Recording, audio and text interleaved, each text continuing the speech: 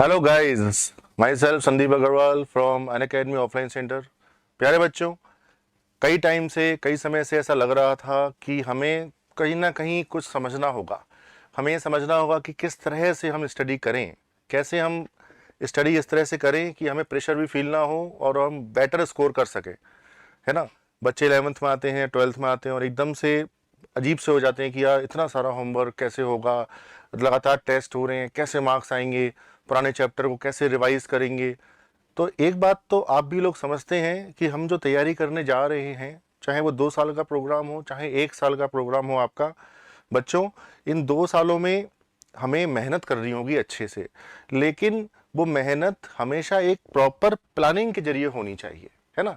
Proper planning के जरिए, मतलब सबसे पहला पॉइंट है अपना प्लानिंग। हम प्लान कैसे कर रहे हैं अपनी जर्नी को।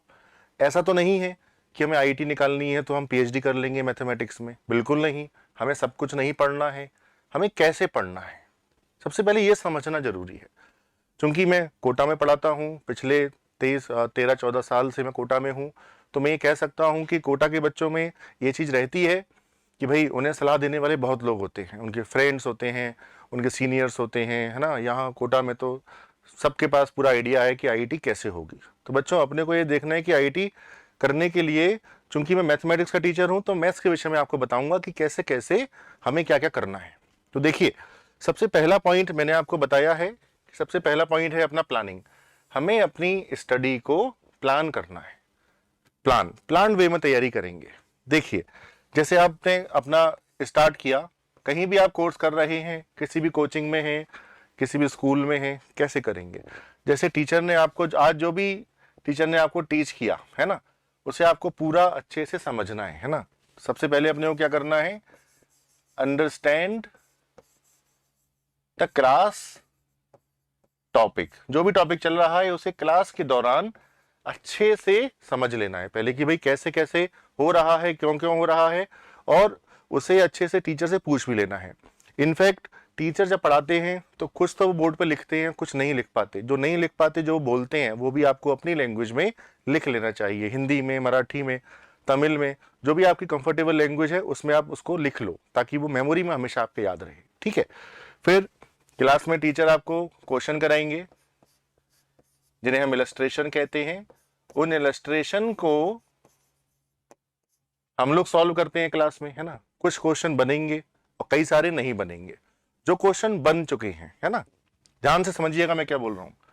क्वेश्चन जो हो गए हैं ना, जो सॉल्व आपने कर लिए हैं, और क्वेश्चन जो आपसे नहीं हुए, जो क्वेश्चन आपसे हो गए हैं उनके ऊपर आप क्या करिए कि जैसे मैं आपको बताता हूं, जो क्वेश्चन आपसे हो गए हैं उसमें तो आप ग्रीन मार्क कर दीजिए इस तरह से कि भाई ये तो मैंने पहली बार में ही कर लिए, ठीक है। और जो क्वेश्चन आपसे पहली बार में ना हो, मतलब क्लास में सर ने दिया आपसे नहीं हुआ, तो उसमें आप एक रेड मार्क तुरंत लगा दीजिए कि भाई ये मुझसे तो नहीं हुआ था। इसके बाद टीचर आपको बताएंगे कि बच्चों ये कैसे करना है, उसे आप नोट करोगे, समझोगे। मान लो समझ नहीं आया तो ये आपकी रिस्पॉन्सिबिलिटी है कि आप टीचर से क्लास में ही पूछें। कभी ये नहीं सोचना चाहिए कि बाकी के सारे बच्चे क्या सोचेंगे। देखिए, यहाँ पर सब इंडिविजुअल्स हैं, है ना। आप अपने इंडिविजुअल करियर के लिए आए हो, आपको अपनी आईआईटी निकालनी है, आप अपने विषय में सोचें। आपका डाउट है आप पूछें। टीचर को कभी कोई फर्क नहीं पड़ता है कि आप क्या पूछ रहे हैं। आप बस अपना डाउट पूछिए और अपने डाउट क्लियर करिए। ठीक, आपने अनसॉल्व क्वेश्चन हुआ, आपने पूछा, टीचर ने बताया, नहीं समझ आया, आप क्लास के बाद पूछिए। तब भी नहीं समझ आया, डाउट में आके पूछिए। वो आपको क्लियर करना आपकी रिस्पॉन्सिबिलिटी है, क्योंकि आईआईटी आपको करनी है। Okay, it's your ambition. तो फाइट तो आपको ही करनी पड़ेगी बच्चों। पहला काम तो ये हो गया। अब दूसरा काम होता है अपने पास कि जो अपन जब पढ़ते हैं तो अपने को मिलेगा होमवर्क। डेली का क्या मिलता है बच्चों, होमवर्क, है ना। अब जब डेली जो होमवर्क मिला, मान लो मैं मान सकता हूं कि 20 question per day, on an average मैं कह सकता हूं कि इतने क्वेश्चन आपको डेली होमवर्क में मैथमेटिक्स में मान लो मिल रहे हैं। आपने ट्राई किए, है ना, मान लो आपने सॉल्व किए। मैं मान लो कि कितनी भी कैसी भी हालत हो, मान लीजिए आपसे 5 क्वेश्चन सॉल्व हुए, ठीक है। ये आपसे सॉल्व हो चुके हैं और 10 क्वेश्चन आपसे अनसॉल्व्ड गए, मतलब आपने प्रयास किया लेकिन सॉल्व नहीं हुए। लेकिन देखो यहां ध्यान क्या रखना है, 5 क्वेश्चन जो सॉल्व किए वो तो ठीक है, जो अनसॉल्व रह गए ऐसा नहीं है कि उसमें अपन 4-5 घंटे खपा दे, ऐसा नहीं करना। मान लो मैंने क्वेश्चन दिया आपको शीट में 1 to 10 करना है, आपने पहला क्वेश्चन देखा, आइडिया है, कर दिया। सेकंड देखा, नो आइडिया, थोड़ा सोचा, आगे बढ़ गए। आप बढ़ते जाइए, पहले आप 10 तक पहुंचिए। 10 तक पहुंचने में जितने क्वेश्चन बन गए वो ठीक है, जो नहीं बने उन्हें दोबारा अटेम्प्ट करिए, लेकिन समय वही देना है 5 मिनट। क्योंकि 5 मिनट में यदि क्वेश्चन का थॉट नहीं आया, थॉट मतलब इनिशियली कि मुझे करना क्या है, कॉन्सेप्ट क्या लगेगा, वो अगर नहीं आया तो वो क्वेश्चन बनेगा नहीं, ठीक है ना। उसको वहीं लीव करिए, आगे बढ़िए। ये हमेशा याद रखिए, होमवर्क में इस तरह से नहीं करना है कि किसी क्वेश्चन को लेके बैठ गए और 2-2 3-3 घंटे उसी में खपा रहे हैं दिमाग, वो नहीं करना है, वो सही तरीका नहीं होता है। आपने कर लिया, अब जैसे आप फिर से वही स्ट्रेटजी अपनाएंगे, जो सॉल्व हो गए हैं उस पर आपने ग्रीन मार्क कर दिया, ठीक है ना, जो सॉल्व हो गया उस पर आपने ग्रीन मार्क कर दिया, और जो सॉल्व नहीं हुआ उस पर आपने रेड मार्क कर दिया। शीट में आपका जो भी मटेरियल है, जिस मटेरियल में भी आपके टीचर आपको सॉल्व करा रहे हैं उसमें, ठीक है ना, ये आपका जो भी मटेरियल है या जो भी शीट है, मैं उसकी बात कर रहा हूं।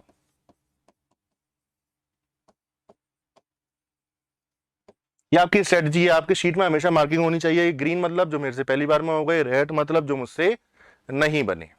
उन्हें आपने समझ लिया, टीचर ने समझा दिया, आपने नोट कर लिया, घर आकर एक बार और रिवाइज करके उसे फिर से कर लिया, एक बार अपने से बगैर देखे कर लिया, दैट्स इट, बस आगे बढ़िए। नेक्स्ट डे फिर होमवर्क, डेली ये प्रोसेस करते रहिए। ये हमेशा होगा, किसी दिन होमवर्क ज्यादा है, किसी दिन होमवर्क कम है। आप डेली का टारगेट मत रखिए कि यार डेली का डेली देखूंगा, आज नहीं हो पाया, कल हो गया था, परसों नहीं हो पाया, ऐसे नहीं। थोड़ा स्पेन को बड़ा कीजिए। मान लीजिए 8 दिन, संडे टू संडे, इस हफ्ते का होमवर्क पूरा कंप्लीट है, रह गया है संडे को करेंगे, ठीक है ना। फिर नेक्स्ट वीक, फिर पूरे हफ्ते का देखिए कि इस वीक का होमवर्क कैसा रहा। ये पहली बात है।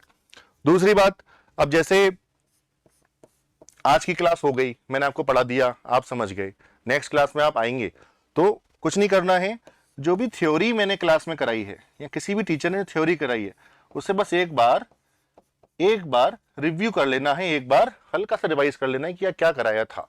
मान लीजिए मैंने लोकेशन ऑफ रूट्स कराया, तो आप एक बार रिवाइज कर लो सर ने क्या क्या बोला था, क्या क्या हुआ था, ठीक है, ताकि कनेक्टेड फील करें, है ना, हमेशा कनेक्टेड फील करें कि यार क्या हुआ था, आज क्या करना है।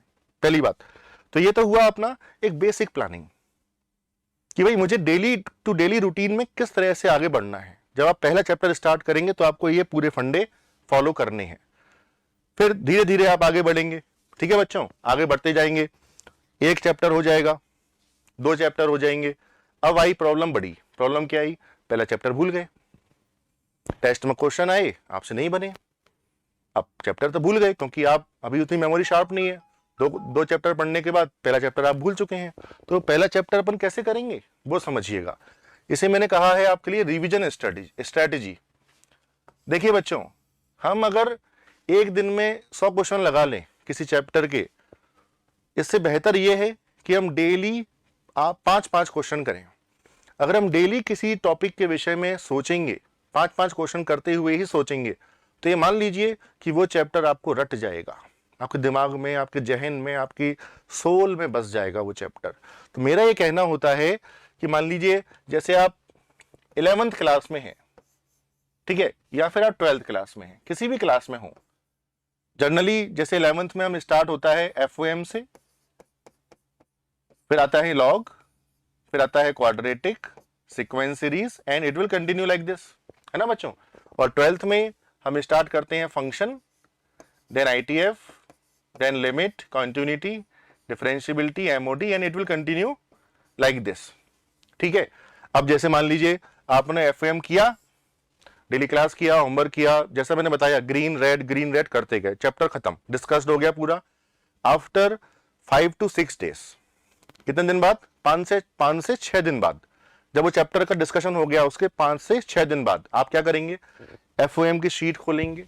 उस शीट में जितने भी रेड मार्क्स हैं, जितने भी रेड निशान हमने बनाए हैं जिन जिन क्वेश्चन को, उन क्वेश्चन को काउंट करेंगे, ठीक है।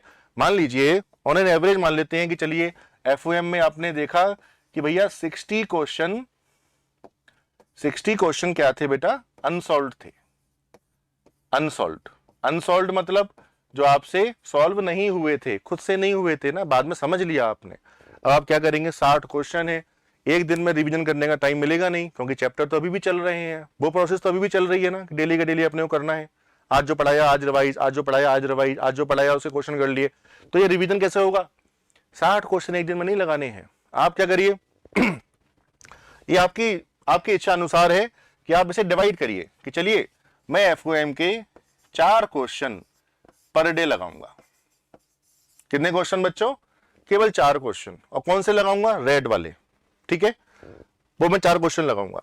अब ऐसे ही जब लॉग हो जाएगा तो आप लॉग के भी क्वेश्चन लगाएंगे, तो लॉग के भी आप मान लीजिए 5 क्वेश्चन पर डे लगा रहे हैं, तो 4 क्वेश्चन पर डे या 5 क्वेश्चन पर डे बहुत बड़ी चीज नहीं लगती, लेकिन ये स्मॉल स्मॉल जो टारगेट्स होते हैं ना, इन्हें करते करते करते करते आप ये फील करोगे कि आप सब 15 to 20 डेज आपके ये चैप्टर बिल्कुल बस जाएंगे आपके दिमाग में। आप डेली लॉग के विषय में सोच रहे हो, आप डेली एफओएम के विषय में सोच रहे हो, डेली 4 क्वेश्चन कर रहे हो। नहीं बनेंगे, वह है तो रेड क्वेश्चन, उनको डिस्कस ऑलरेडी किया गया है टीचर के द्वारा। आपसे नहीं बने, आप नोट्स देखिए, फिर भी ना बने डाउट में पूछिए, ये आपका काम है। लेकिन हमें रिवीजन हमेशा ऐसे ही करना चाहिए। This is the best way to revise. अपने ओल्ड चैप्टर्स में मान लीजिए आपने फंक्शन पढ़ा, ठीक है, अच्छे से मैंने कर लिया। अब मैं आईटीएफ पे पहुंचा, फंक्शन भूलना स्टार्ट हो गए, फंक्शन भूल गए तो आईटीएफ तो पल्ले पढ़ना नहीं है, तो क्या करोगे? अब फंक्शन चूंकि बड़ा चैप्टर है ना, मान लीजिए कि आपसे 70 क्वेश्चन नहीं हुए थे। कितने क्वेश्चन नहीं हुए थे? 70। आप अपने हिसाब से एवरेज लगाइए, चलिए इसको मैं ऐसे करता हूं 7 क्वेश्चन पर डे। इसको कम या ज्यादा आप कर सकते हैं अपने समय अनुसार। अगर 7 क्वेश्चन हम डेली लगा रहे हैं तो फंक्शन का रिवीजन हो गया है। फंक्शन हो जाए, लिमिट के ले लीजिए, आईटीएफ के ले लीजिए, जो चैप्टर होता जाए उसके 8-8 क्वेश्चन, 5-5 क्वेश्चन, 6-6 क्वेश्चन लगाते जाइए।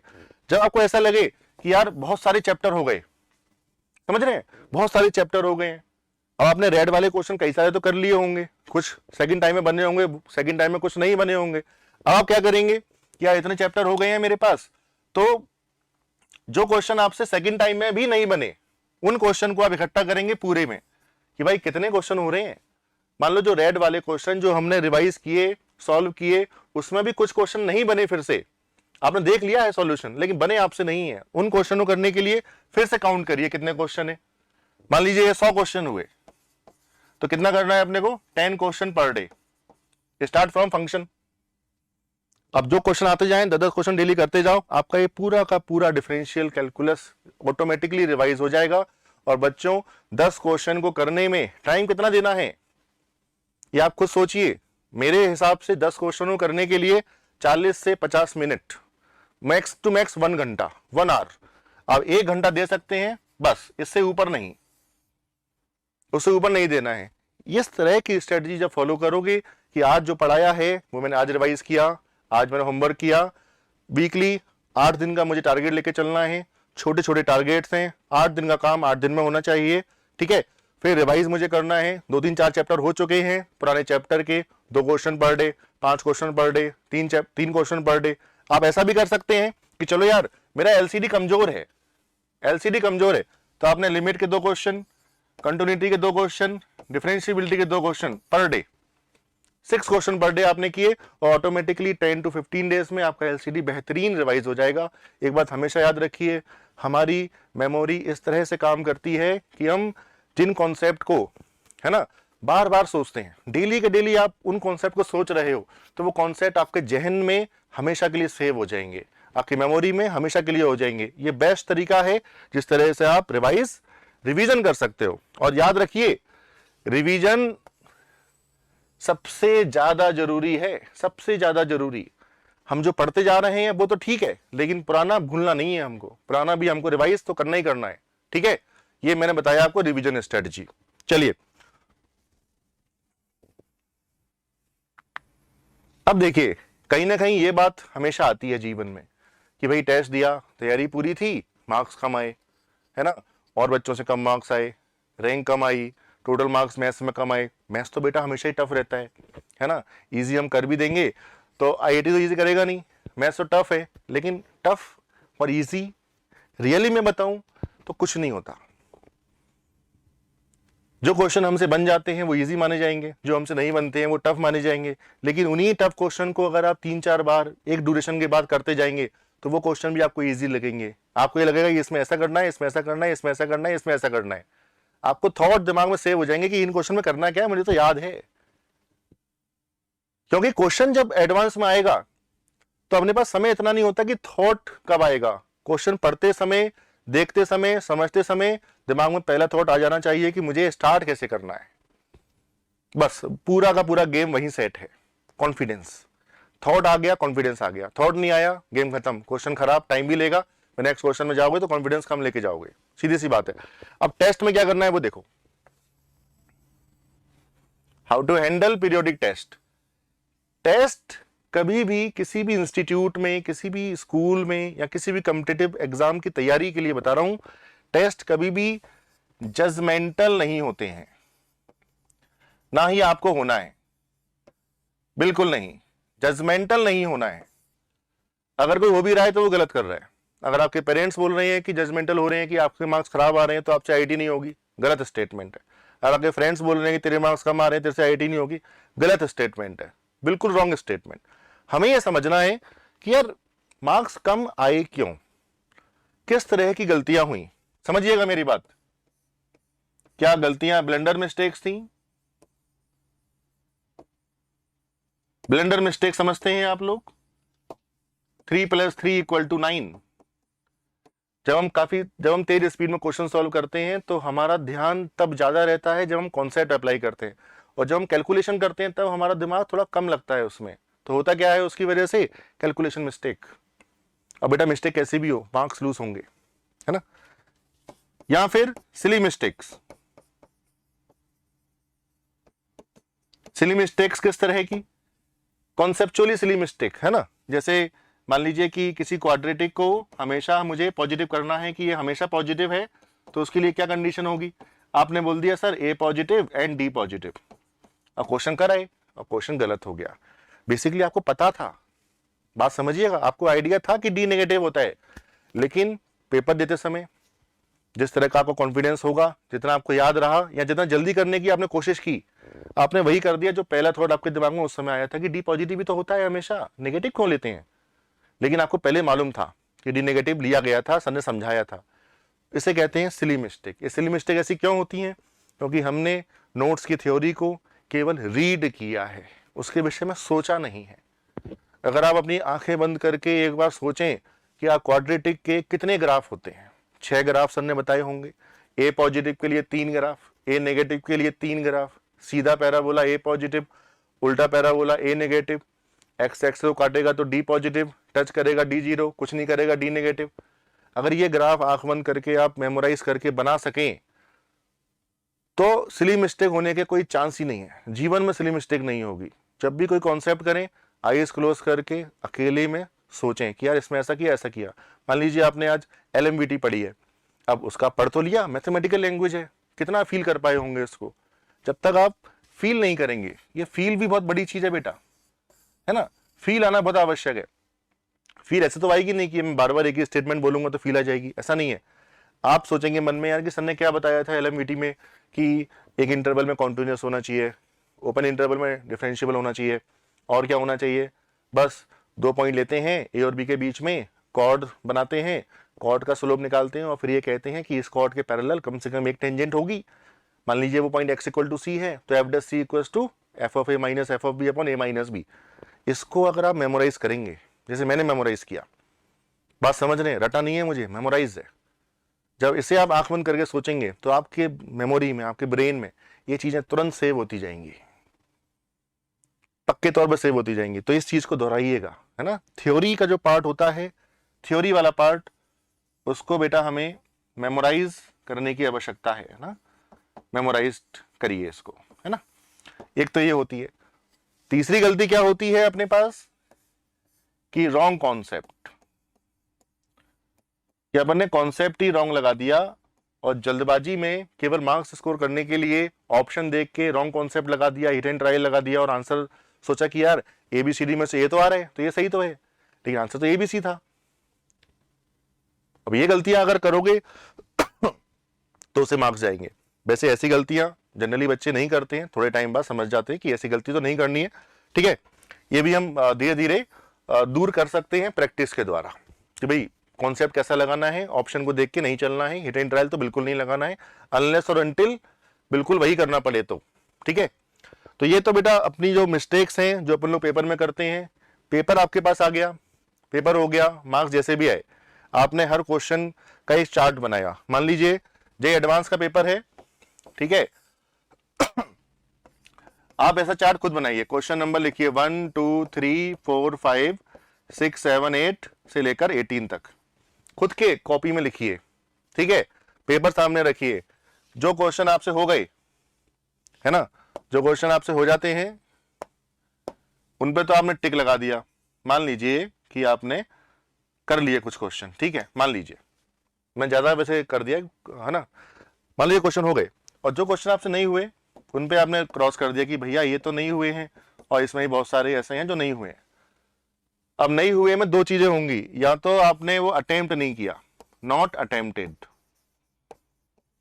अटेम्प्ट नहीं किया कोई इशू नहीं है, बस बाद में ये देखना पड़ेगा कि यार कहीं ये कॉन्सेप्ट ऐसा तो नहीं था, मुझे पता था लेकिन उस समय स्ट्राइक नहीं किया, that is not a issue, उससे अपने को याद रखना है ना। फिर अपने को देखना है कि यार किस किस में मैंने सिली मिस्टेक की है, किस में ब्लेंडर मिस्टेक की है। सारे 18 क्वेश्चन में यदि मैंने इस तरह का चार्ट बना लिया कि यार मुझे पता है कि मेरे 18 क्वेश्चन में से 7 क्वेश्चन में तो मैंने मिस्टेक की है, चाहे 2-3 क्वेश्चन मैंने छोड़ दिए, तो स्कोर तो कम आएगा।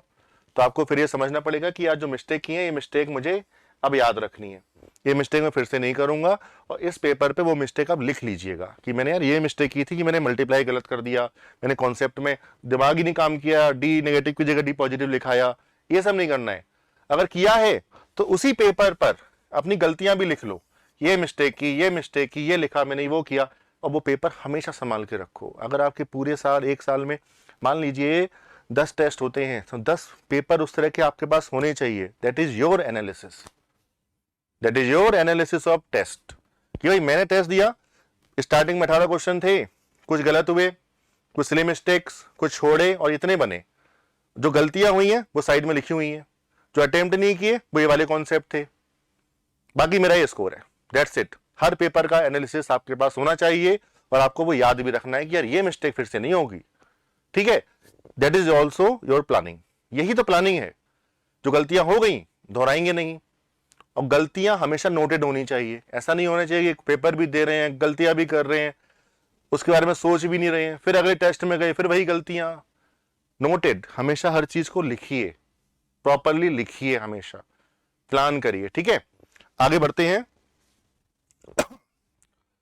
अब देखिए ये भी एक इश्यू है बच्चों के साथ कि बच्चे क्या है, स्टार्ट करते हैं, आप लोग स्टार्ट करते हो, आपने 2-3 चैप्टर पढ़ लिए किसी भी स्ट्रीम में, 11th में 12th में पढ़ लिए अच्छे से, स्टार्टिंग में आए थे, बहुत एनर्जी थी, ये करेंगे वो करेंगे, इतने क्वेश्चन उतने क्वेश्चन, एकदम दुनिया जहां सब कुछ बराबर कर देंगे। धीरे धीरे एक टेस्ट हुआ, मोटिवेशन कम हुआ, फिर और टेस्ट हुआ, मोटिवेशन और कम हुआ, कम समझ में आया, इंटरेस्ट कम होने लग गया, और आसपास से ज्ञान मिलने लग गया, कई सारे दोस्त हैं वो अच्छा कर रहा है, कुछ दोस्त बोल रहे हैं यार कुछ नहीं होगा यार, इसे कहते हैं प्रोक्रास्टिनेशन,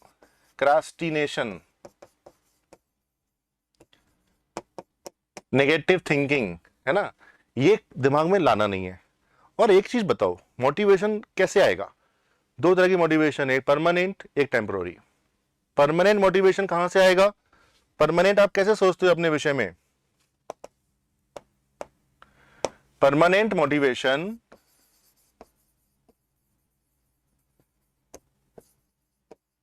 कि आपको पता है कि मुझे ये करना है और मैं करके ही रहूंगा, ये कहां से आएगा? Parents, society. आपके पेरेंट्स को देखकर आप सोच सकते हैं कि वो कितनी मेहनत करते हैं, कि वो आपको पढ़ाने के लिए कितनी कोशिश कर रहे हैं, आपको अच्छी जगह पढ़ा रहे हैं, जो पॉसिबल वो कर सकते हैं वो कर रहे हैं, है ना।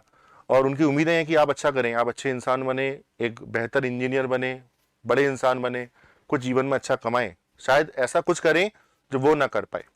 तो उनकी उम्मीदें हैं आपके ऊपर।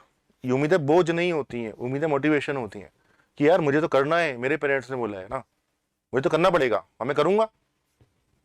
ये मोटिवेशन हमेशा अंदर से आना चाहिए कि यार देखो टेस्ट होते रहेंगे, कभी मार्क्स ज़्यादा कभी कम आते रहेंगे। मैं तो IITian हूँ, मैं तो बड़ा आदमी हूँ और मैं IITian की तरह ही सोचता हूँ, ठीक है। अगर मैं IITian की तरह सोचता हूँ तो मुझे पता है कि ठीक है, कभी मार्क्स ज़्यादा आएंगे कभी कम आएंगे, अल्टीमेटली मैं IIT में जाऊँगा। ये अपने को सोचना है। बात समझिएगा मेरी, मैं क्या कहना चाह रहा हूँ, है ना। गहरी बात है कि आपको IIT करनी है तो मोटिवेशन आपके अंदर से आना चाहिए कि यार मुझे IIT करनी है, मुझे लोगों को जवाब देना है, आई हैड टू रिप्लाई, मुझे रिप्लाई करना है लोगों को, और यही समय है रिप्लाई करने का।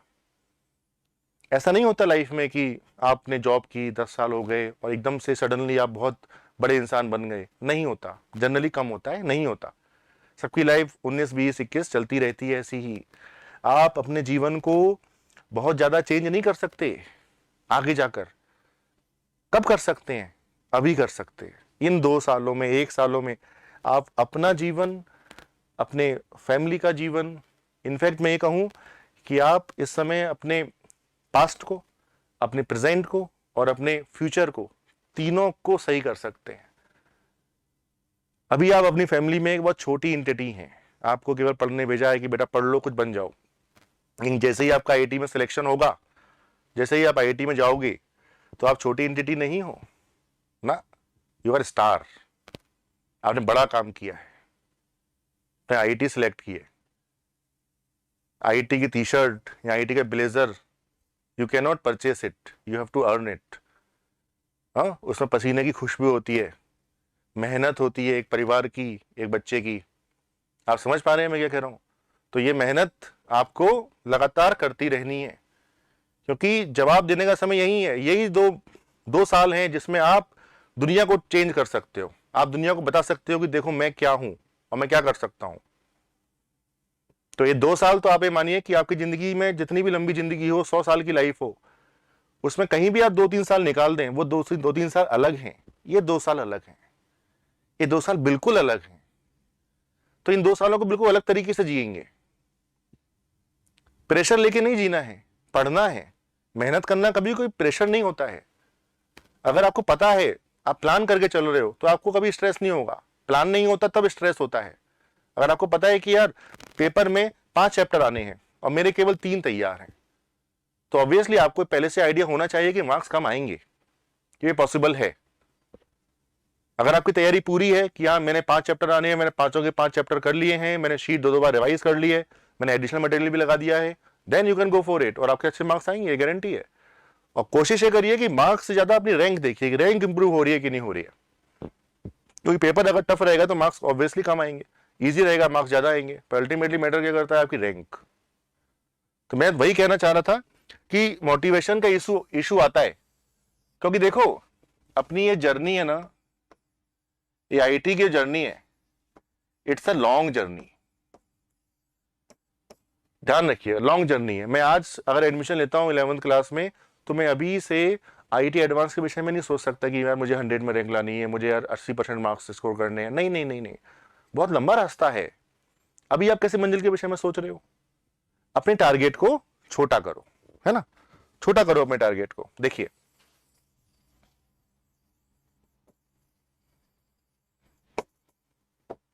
स्मॉल टारगेट्स लीजिए। ऐसा नहीं करना है यार कि मैं तो 2 साल बाद के सोच के बैठा हूं। नहीं नहीं, आप उतना लंबा सोच नहीं सकते हैं, और अगर इतना लंबा सोचेंगे तो मोटिवेट नहीं रहेंगे, डीमोटिवेट हो जाएंगे। स्मॉल टारगेट्स, वीकली टारगेट लीजिए कि इस वीक का होमवर्क हो गया और रिवीजन होमवर्क हो गया और नोट्स रिवाइज हो गए, बस। हर वीक में ये देखिए मैं अपना होमवर्क कर रहा हूँ, रिवीजन वाला काम भी अच्छा चल रहा है और मैं नोट्स भी रिवाइज कर रहा हूँ। हो सकता है कभी 19 हो, कभी 20 हो, कभी 21 हो, कभी ज़्यादा हो जाए, कभी कम हो जाए, ये चलता रहता है ना। तो कोशिश ये करनी है कि वीकली टारगेट अचीव करें, वीकली टारगेट में कहीं भी कोई इशू नहीं आए अपने पास, और वीकली टारगेट को लेते लेते चलते चलते हम इस 2 साल में जिएंगे। आपका मोटिवेशन कभी कम नहीं होगा। लॉन्ग टारगेट लेंगे, मोटिवेशन डाउन जाएगा, ठीक है।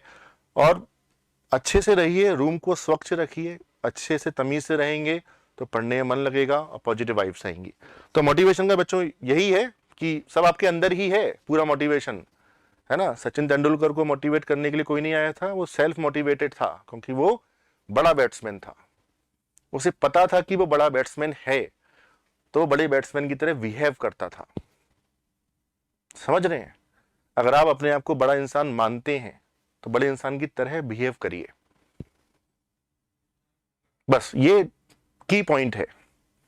जो आप ये सोच लोगे कि यार मैं आईआईटीएन हूं, मुझे आईआईटी बॉम्बे जाना है, मैं आईआईटी बॉम्बे का स्टूडेंट हूं, मैं आईआईटी बॉम्बे की टी शर्ट पहनूंगा और मैं मानता हूं कि मैं आईआईटीएन हूं, तो you will behave like IITian. आपको पता चलेगा कि यार इतना टाइम वेस्ट नहीं करते यार, आलतू फालतू दोस्त नहीं बनाते यार, गेम्स नहीं खेलते यार, मोबाइल इतना नहीं चलाते यार, टाइम नहीं है मेरे पास फालतू की चीजों के लिए, मुझे पढ़ने का है, मुझे बड़ा आदमी बनना है यार, मुझे साइंटिस्ट बनना है, मुझे गूगल में काम करना है, मुझे बहुत कुछ करना है लाइफ में, ये सब फालतू की चीजों के लिए टाइम नहीं है मेरे पास। बात समझ रहे हैं? वो एटीट्यूड जनरेट वहीं से होगा। जैसे हम कहते हैं ना कि यार एटीट्यूड सही होना चाहिए। एटीट्यूड कैसे बनेगा? कुछ सिखाएगा थोड़ी, आप खुद अपने विषय में क्या सोचते हो वही आपका एटीट्यूड है। आप खुद की रिस्पेक्ट करो, खुद पे थोड़ा सा घमंड करें, क्या मैं कुछ हूं और मैं कुछ बनने वाला हूं और वैसा ही करूंगा आप, तो आप हमेशा सेल्फ मोटिवेटेड रहेंगे। ठीक है, तो और देखिए आगे।